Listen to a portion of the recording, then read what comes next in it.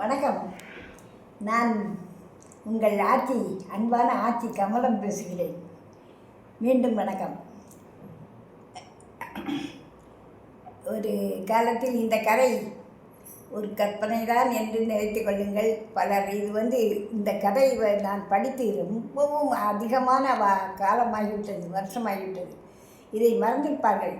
ஆனால் இந்த கதையினுடைய நீதி எனக்கு மிகவும் பிடித்திருந்தது. ஆகவே தான் இதை உங்களுக்கு சொல்ல விரும்புகிறேன். மகேந்திரபுரி என்ற ஒரு நாடு, அந்த நாட்டை அரசிய மகேந்திரன் என்ற மன்னன் ஆண்டு வந்தான், அரசன் ஆண்டு வந்தான். அப்படி இருக்கும்போது அவர் மக்களாட்சி மிகவும் நல்ல முறையில் அரசாட்சி பண்ணி வந்தார். அவர் மாறுவேடம் அணிந்து பல இரவானால் இந்த ஊரில் என்ன குற்றம் நடக்கிறது, என்ன நடக்கிறது என்று அந்த பரிசோதனை செய்வார். அப்படி ஒரு நாள் அந்த பரிசோதனை செய்யக்காக அன்றை சற்று வித்தியாசமாக திருடன் வேஷம் போட்டார். பல வேஷங்கள் போடுவார். அப்போ இந்த திருடன் மாதிரி வேஷம் அணிந்து அசல் திருடனாகவே மாறின மாதிரி வரார். கையில் ஒரு கோல் இதெல்லாம் வச்சுக்கிட்டு வரார். வந்த உடனே அந்த வழியே இன்னொருத்தன் வருவான். யார் ஐயா நீ இந்த ராத்திரி வாரவே அப்படிங்க. நீ யார் முதல்ல சொல்லி நான் சொன்னேன் அப்படின்னா. ஐயா, நான் பொய் பேசுகிற பழக்கம் கிடையாது, ஆனால் நான் ஒரு திருடன் ஐயா அப்படின்னா. எதற்காக வந்தாய் அப்படின்னு கேட்டார். நான் இந்த அரண்மனையில் 3 திருடங்கள் ரத்தினங்கள், ஒரு பொட்டியில் 3 ரத்தினங்கள் உள்ளன. அதை திருடுவதற்காக நான் போய்கொண்டிருக்கிறேன்.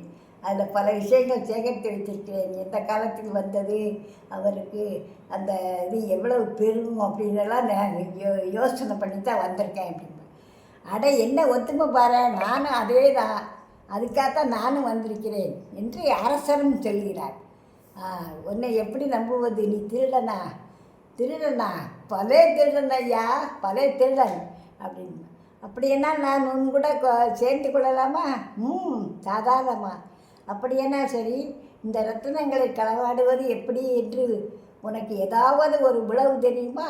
நன்றாக உளவு தெரிஞ்சு வந்திருக்கிறேன்.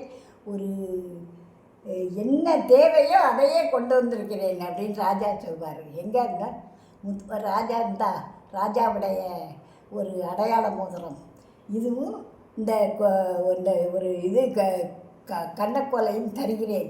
அதை கொண்டு போனேன்னா அது திறந்துடும் அந்த பொட்டி அப்படின்னு சொல்லி. சரிங்க, அப்படின்னா நீ இங்கே இரு, 2 பேரும் போனால் சந்தேகம் வந்துடும், நீ இங்கே இரு அப்படின்னா. நீ முதல்ல வேலையை முடிச்சுட்டு வா, அப்புறம் பார்ப்போம்னு சொல்கிறார். உடனே திருடன் போய் அதே மாதிரி அவர் சொன்ன மாதிரியே வந்தான். என்னப்பா, என்ன வேலை முடிந்ததாம்மா? முடிந்து விட்டது, இந்தாருங்கள், உங்களுக்கு நான் ஒரு பெட்டியில் 3 ரத்தினங்கள் இருந்தன. நான் அதில் 2ஐத்தான் எடுத்துக்கொண்டேன். அரசர், நம்முடைய அரசருக்கு ஒன்று வேண்டுமல்லவா, இருந்துட்டு போகட்டும் அப்படின்னு சொல்லி இவர்கிட்ட ஒன்று, இந்த திருடன்கிட்ட ஒன்று நான் வச்சுக்கிறேன்னு. சரி, உன்னுடைய முகவரியைத்தா, அப்படின்னா ஒன்றை நம்புவேனா அப்படின்னு சொல்லி இந்த ராஜா சொல்கிறார். சரி என்று கொடுத்துட்டான். நாளை காலையில் நாளைக்கு சந்திப்போம், நாம் நல்ல முறையில் சந்திப்போம்னு சொல்லிட்டு ஒன்றும் கவலைப்படாத அப்படின்னு சொல்லிட்டு போயிட்டார். அரண்மனைக்கு வந்துட்டார்.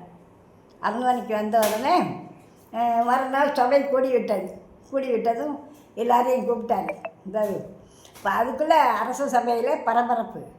ஐயா, இந்த பாருங்க, கணக்கு பார்க்க ஆள் சொல்லிட்டாரு, பெட்டியில் இருந்த 3 ரத்தினத்தை காணோமா அப்படின்றாங்க.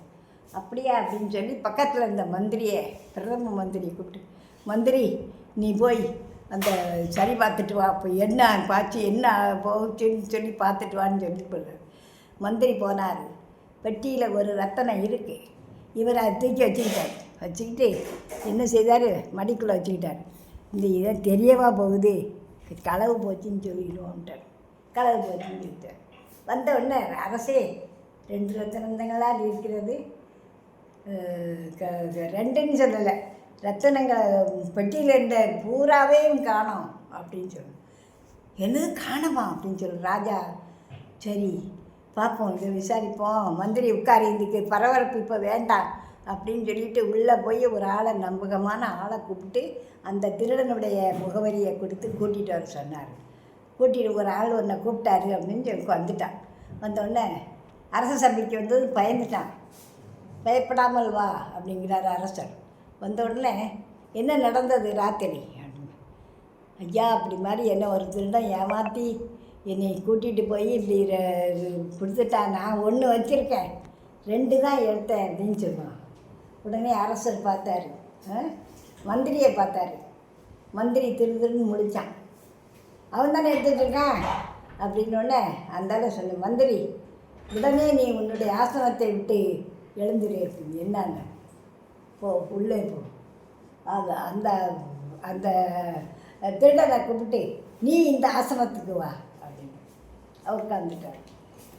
உட்கார்ந்த உடனே அந்த சொல்லுவான், அரசர் சொல்லுவார், மந்திரி என்ன நினைத்து கொண்டு நீ திருநாய் பாரு, போ, உன்னுடைய பதவி மாறிவிட்டது, நீ அங்கே அவர் இங்கே அப்படின்னு சொல்லி இவர மந்திரியா நீ உண்மையான உண்மையை நான் உண்மையே பாராட்டுறேன், இந்த உண்மையே மந்திரியாவே ஆக்கிறேன், நாட்டை நல்ல முறையில் நீ செய்து வா என்று எனக்கு தெரியும் அப்படின்னு சொல்லி மாற்றிட்டார். உடனே மந்திரி ஜெயிலுக்கு போயிட்டார். அவ்வளோதான் கதை. இதுலேருந்து நீங்கள் என்ன புரிஞ்சுக்கிறீங்க? உண்மைக்கு என்றுமே மதிப்பு உண்டுன்னு தெரிஞ்சுக்கிட்டீங்களா? அதுதான் கதை. என்ன